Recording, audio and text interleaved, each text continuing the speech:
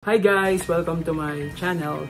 So, for today's video, tuturuan ko kayo kung paano ma-link ang ating PayPal to our GCash.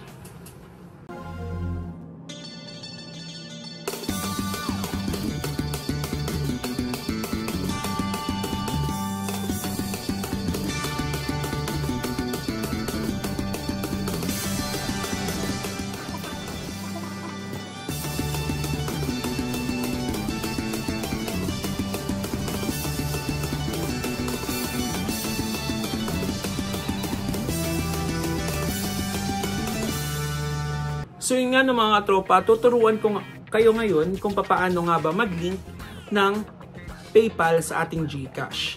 So first step is i-open natin ang ating GCash account. So punta tayo sa App Store or Play Store natin mga katropa upang ma-link natin ito. And then second is i-enter natin ang ating GCash number. Also mga katropa, ilagay din natin yung PIN ng ating GCash upang ma-open ang ating GCash account. So after nyan mga katropa, lalagay ko dito nandito siya. So after nun mga katropa, punta tayo sa profile which is yung nasa baba.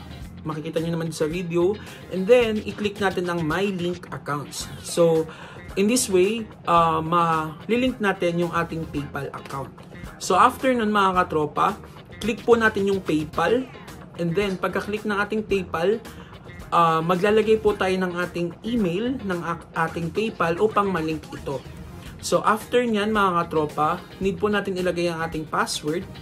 And then once na i-click natin ng link, magbibigay ng instruction sa ating Gmail kung paano nga po ba ang gagawin. So yun nga no, mga katropa, once maklik natin yung link and magawa natin instructions na na-receive natin sa ating Gmail account or Yahoo account, na account natin sa PayPal, link na po ang ating PayPal sa ating GCash. So, for our next episode guys, tuturuan ko naman kayo kung paano mag-cash in ng GCash from PayPal.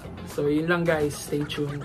If you have any questions about linking of a PayPal account into our GCash, just comment down below and don't hesitate to put your inquiries below. So yun lang mga tropa, don't forget to like, subscribe, and hit the notification bell para maging lagi ka sa aking updated.